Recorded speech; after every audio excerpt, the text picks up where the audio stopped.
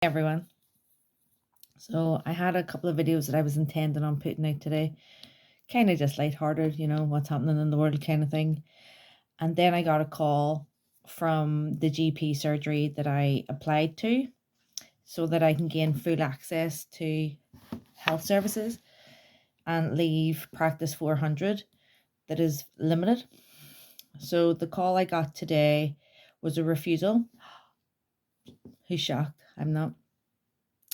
I'm annoyed about it, but I'm not surprised by it.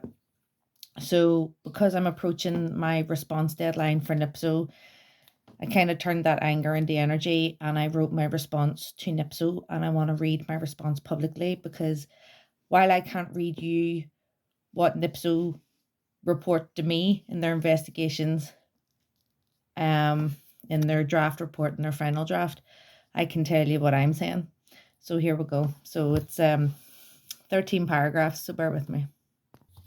So my letter is addressed to Corinne Nelson, who is the Director of Investigations at NIPSO. So I just want to put that out there.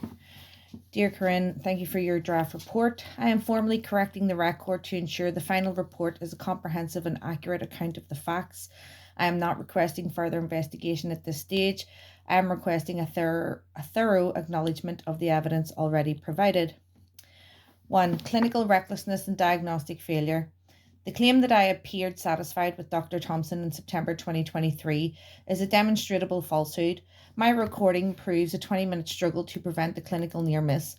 Dr. Thompson never performed a clinical assessment for sciatica, yet offered cocodamol and amitriptyline, both strictly contraindicated for my epilepsy. She only acknowledged the seizure risk after my repeated insistence. This was a failure of clinical duty, not appropriate care. I have submitted recordings that provide direct evidence of the dismissive and discriminatory treatment I experienced during my consultations. These recordings clearly demonstrate the failure to provide safe and appropriate care, and I trust that NIPSO will review them thoroughly as part of the investigation. I'm going to reword this because I should be saying I trust that NIPSO did review them thoroughly as part of their investigation. Hold on. Fixed it. Next paragraph. Discovery of kidney pathology and diagnostic neglect. A private CT scan has confirmed kidney scarring, a physical pathology entirely missed by Oriel Surgery because Dr. Thompson dismissed results from Blue Crest Wellness Assessment, a CQC regulated organisation, which also means it's regulated by the RQIA. She is heard on the recording scoffing at this accredited diagnostic report, which is a breach of the GMC's good medical practice standards regarding professional collaboration and patient safety. Furthermore, my concerns regarding suspected fibromyalgia and heart health were dismissed. A GP at the family practice in the Northern Trust, because it's not just Oriel, laughed at my concerns regarding an ECG reading showing a possible cardiac infarction, the cause of my father's death at 59. And Dr. Thompson used my age, 40, to dismiss my symptoms as those of a healthy woman. Administrative fraud, the CCTV claim on RVP1 form. The surgery and BSO used an RVP1 form to label me violent, citing CCTV evidence for a removal following a telephone appointment. There is no CCTV of a phone call. The inclusion of non-existent visual evidence to justify a retaliatory deregistration is administrative fraud. I expect this to be acknowledged as a bad faith act, not a procedural flaw. 4. Premeditated concealment and falsification of records. The report must acknowledge that Dr. Jaya Prakash signed the RVP1 form despite never having met me, and that the BSO attempted to redact his name. Furthermore, I hold a recording of the practice manager, Karen Logue, stating that NIPSO have no jurisdiction over us. This confirms a culture of impunity and a total disregard of statutory authority. 5. Systemic blacklisting and institutional reprisal. Today, the 2nd of the 4th, 26, I was refused registration at Kells and Connor Surgery. A director, Dr. Johnson, stated, absolutely not to that patient. Dr. Johnson is a partner at the practice alongside my current GP in Practice 400. This coordinated regional blacklist proves that the breakdown of trust is a pretext for reprisal against me as a whistleblower. 6. Rejection of recommendation to resolve with BSO. I categorically reject the suggestion that I should write to the BSO to address these flaws. I have already been ignored by the BSO and the SPPG. It is the statutory duty of the Ombudsman to investigate these bodies. It is a fundamental failure of regulatory oversight to place the burden of accountability on an exhausted patient who has already been subjected to institutional abuse. 7. Evidence of reactive and hostile management. Following my public prediction on YouTube, an anonymous admin at Practice 400 finally responded on 010426 to urgent B12 and DVA form requests from the 30th of the 3rd, 26. This reactive behaviour, signed without a name for accountability, proves my care is managed based on my public exposures, not clinical need. 8. Financial entrapment and breach of statutory duty.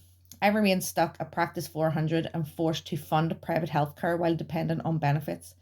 This constitutes a breach of the Health and Personal Social Services NI Order 1972, which mandates safe diagnostic services. Creating an environment so hostile that I am excluded from public care violates my Article 8 rights on the Human Rights Act 1998 and is a clear act of discrimination under the Disability Discrimination Act 1995 and Section 75 of the Northern Ireland Act 1988. 9. Systemic bias against cannabis patients and breach of privacy. The draft report must acknowledge the pattern of bias regarding my legal cannabis prescription. A male GP dismissed my fibromyalgia symptoms by scoffing at my cannabis use.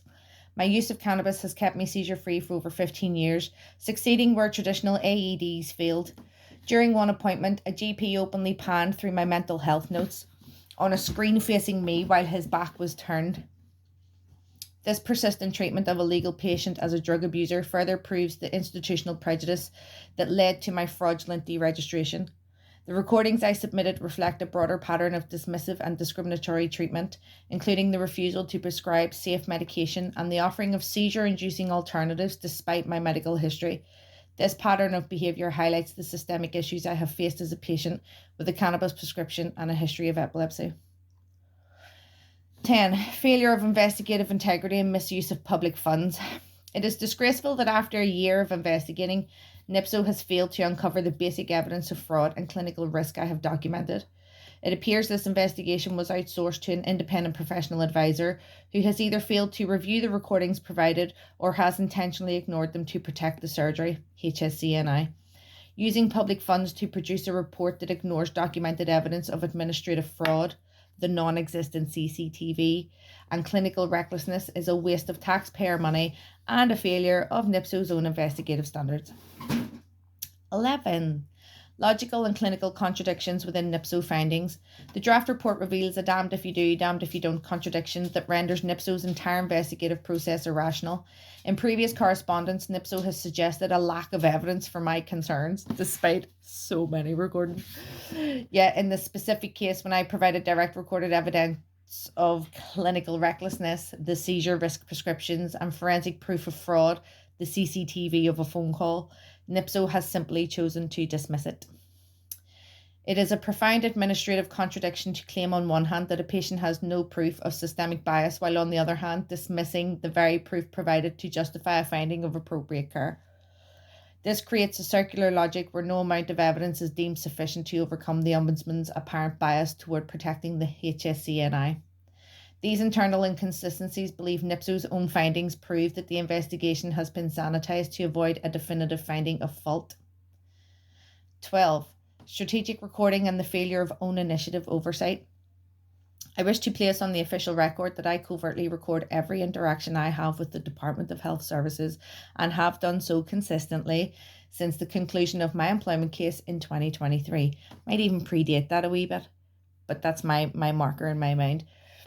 These recordings are actually it does, because I was with family practice before 2023, but I have consistently done it since the end of the court hearing.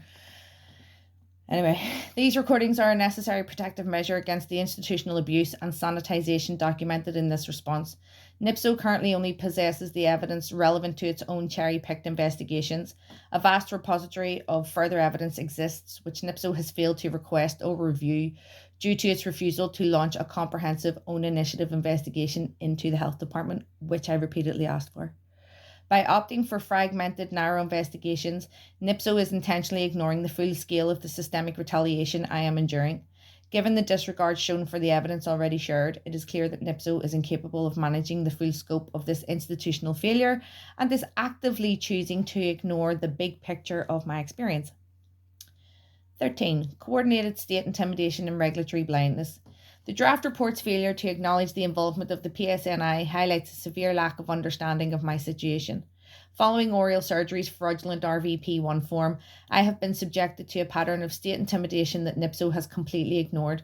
This includes unannounced police visits to my home to warn me about my whistleblowing, and most alarmingly, being stopped on an empty road in January 2025 for a search under the Terrorism Act. The PSNI has openly stated they will not respond to my inquiries regarding the surgery's false allegations, while simultaneously using those same allegations to justify high-level statutory harassment. By sanitising the medical and administrative fraud, NIPSO is facilitating this coordinated reprisal. It is impossible to provide appropriate care or a fair deregistration while the state is actively using police powers to silence the patient. Was that in NIPSO's recent report that they released before they gave me my conclusion? Don't fucking think so. Conclusion. By ignoring the fraudulent CCTV claims, the clinical mockery and the systemic blacklisting, NIPSO is protecting the listed authorities. I contend that by ignoring the documented evidence of fraud and clinical risk in my possession, NIPSO is in breach of its statutory duty under the 2016 Act and is acting in a manner that is procedurally improper and irrational under public law. I am submitting these comments to ensure a full domestic record is established. Did you know that NIPSO gets 5 million of our money? And this is how they get on. So I am absolutely emotionally drained and everything, and I have a really important meeting tomorrow. So I just wanted to get this done and get it off my shoulders and out of my head so that I can focus tomorrow on the good things, because these bastards just keep robbing me of joy in my life. And this is the first week I have got through without a migraine kicking in. So before this might trigger one, I am going to go to bed. So I apologize. My wee videos from today are not going to go up.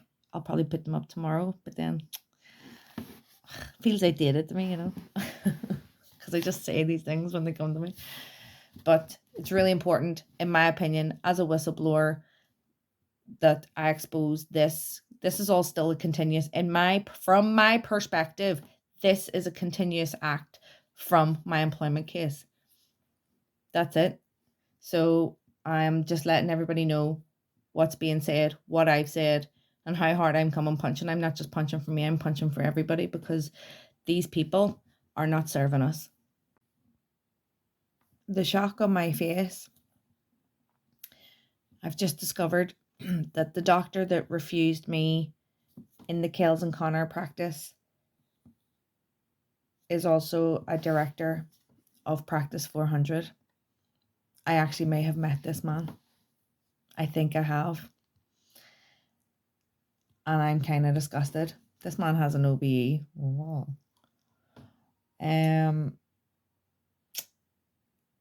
Wow. So the fact he's a partner in Practice 400 and a practice partner at the one at Kells and Connor, there's no clinical or administrative separation between the service I'm in and the surgery that rejected me today.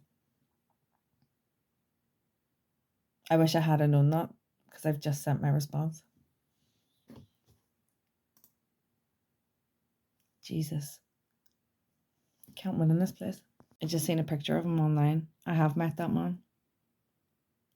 That man also told me to my face that I wasn't violent. I'm fucking speechless.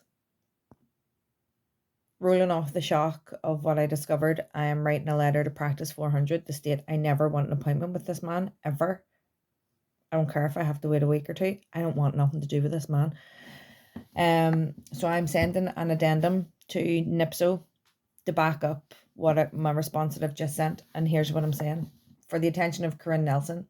Further to my formal response submitted earlier this evening, I am submitting this urgent addendum regarding critical new evidence that has come to light following my attempt to register with a new GP practice as requested by Practice 400.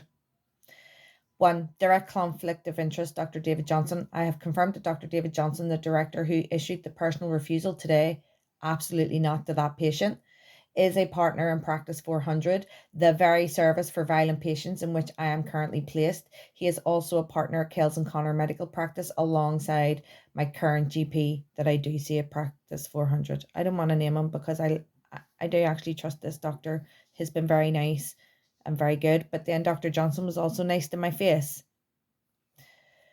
But the other one, I have no issues with at the minute. 2. Evidence of fraudulent categorisation. Dr. Johnston was the specific doctor who conducted my initial assessment for entry into Practice 400. I hold a recording of this assessment in which Dr. Johnston went through the whole violent patient checklist. During this interaction, it was established that I had zero history with the PSNI, of PSNI involvement or violent conduct. Despite his own assessment showing I did not meet the criteria for the violent patient scheme, I was moved into his specialised service regardless. 3. Premeditated blacklisting. The fact that the same individual who assessed me and co-owns the service I am trapped in is now personally blocking my registration at a mainstream surgery proves a coordinated regional blacklist. Dr. Johnston knows the violent label used to deregister me from Oriel was a pretext, yet he is using his partnership power across multiple practices to deny me my right to choose a GP. The misogyny in this place is also disgusting. Breach of GMC standards. I contend that Dr. Johnston's actions, personally blocking a patient from leaving a specialised service he financially and professionally benefits from, constitute a severe breach of GMC good medical practice regarding honesty, integrity and avoiding conflicts of interest. I request that this addendum be included in my formal response. This is not a request for a new investigation. It is a submission of forensic proof that the breakdown of trust cited in the draft report is a fabricated narrative used by a closed loop of directors to punish a whistleblower. They close ranks. They all close ranks. Lawyers do it. Doctors do it. Judges do it. Do you know who should start doing it? The fucking working class.